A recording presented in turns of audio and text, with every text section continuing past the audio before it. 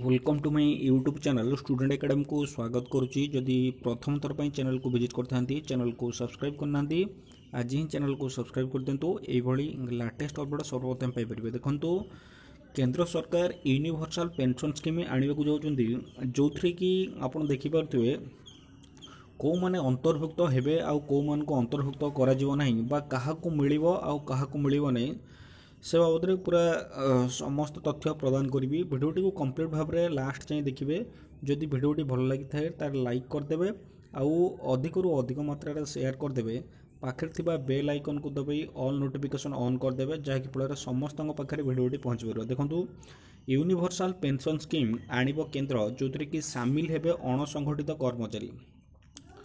संगठित कर्मचारी सामिल होती सहित अणसंगठित जो कर्मचारी मान अच्छा से सामिल हेबे। निर्माण श्रमिक जो मैंने श्रमिक अच्छा से अंतर्भुक्त कर घर स्टाफ को अंतर्भुक्त कर सहित गिग वर्कर अंतर्भुक्त हे। ये देखिपे केंद्र सरकार ये डेट अच्छी 26/2 केंद्र सरकार देशर समस्त नागरिक यूनिवर्सल पेंशन स्कीम आने प्रस्तुत करुँच। अणसंगठित क्षेत्र में कर्मचारी मान को सामिल करा जो कर्मचारी माने अणसंगठित कर्म करुँच से सामिल कर निर्माण साइट गुड़िक कार्य करुवा कर्मचारी जो माने निर्माण साइट रे काम कर अंतर्भुक्त कर घर स्टाफ जो माने घर स्टाफ बोले जो माने प्राइवेट रे काम कर गिग वर्कर को सरकार पक्षर चालू रही पेंशन स्कीम गुड़िक फायदा मिलूना। जो माने गिग वर्कर अच्छा से फायदा मिलूना किंतु यूनिवर्सल पेंशन स्कीम आसवा द्वारा एमाने भी सुविधा पाइबा को सक्षम हेबे। यही स्कीम द्वारा समस्त वेतनभोगी कर्मचारी एवं सेल्फ एम्प्लॉयड को लाभ मिल। जो वेतनभोगी कर्मचारी जो माने वेतन पाउचंती बा पारिश्रमिक पाउचंती ता सहित जो माने सेल्फ एम्प्लॉयड जो माने निज निजर माने घर क्षेत्र में निज निजर काम कर सेल्फ एम्प्लॉयड से भी मिल। सरकार एथिपाई एबे दस्तावेज प्रस्तुत करुँच। यापर अंशीदार मान प्रस्ताव दिज्व गणमाध्यम रिपोर्ट अनुसार यह वर्तमान कर्मचारी भविष्य निधि पांठि संगठन भिन्न हेबो।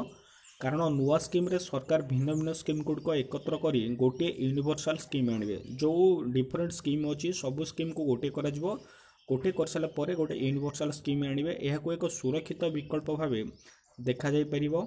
सूत्र अनुसार नेशनल पेंशन स्कीम उपर यूनिवर्सल पेंशन स्कीम कौन प्रभाव पड़ो ना। जो नेशनल पेंशन स्कीम अच्छी से स्कीम अनुसार यूनिवर्सल पेंशन स्कीम किसी प्रभाव पड़ो ना। अणसंगठित क्षेत्र लगी अटल पेंशन योजना कार्यकारी होची। ए स्कीम व्यक्ति माने 60 वर्ष पूर्ण होगापर मासक 1000 रु 5000 टंका लेखाएं मिल थाए। जो मैंने 60 वर्ष ऊर्ध्व अणसंगठित से अटल पेंशन योजना से 1000 रु 5000 मिलूँ। यह व्यतीत प्रधानमंत्री योगी श्रम योगी योजना भी चली जहाँकि फल ए सड़क पार्श्व उठा दुकान घर सहायक और श्रमिक को सरकार आर्थिक सहायता दे था। जो मैंने सड़क पार्श्व उठा दुकान कर घर सहायक आर्थिक सहायता दि जाऊँगी से भाई चाषी मान पृथक भाव एक स्कीम प्रधानमंत्री किसान मानधन योजना चली। चाषी भी गोटे स्कीम चली। निवेशक मान 60 वर्ष होगापर सरकार प्रति मासर 3000 टंका आर्थिक सहायता प्रदान करते। निकटरे केंद्र सरकार नुआ पेंशन योजना जोटा यूनिफाइड पेंशन स्कीम को मंजूर देइछन्ती। एटा आपनकर कैबिनेट भी पास होती यूनिफाइड पेंशन स्कीम लागू हम। यह अधीन जदि जड़े कर्मचारी 25 वर्ष चाकरी कर तेबे अवसर पूर्व चाकरीर अंतिम 12 वर्ष मूल दरमा 50% राशि को पेंशन आकार दिज्व बोली घोषणा होती। जदि कौन कर्मचारी 10 वर्ष पर चाकरी छाड़ दियंती तेबे प्रति मास 10,000 टंका पेंशन मिले। जदि कौन सरकारी चाकरी 10 वर्ष पर जब चाकरी छाड़देव तेल मासक 10,000 टंका पेंशन मिल।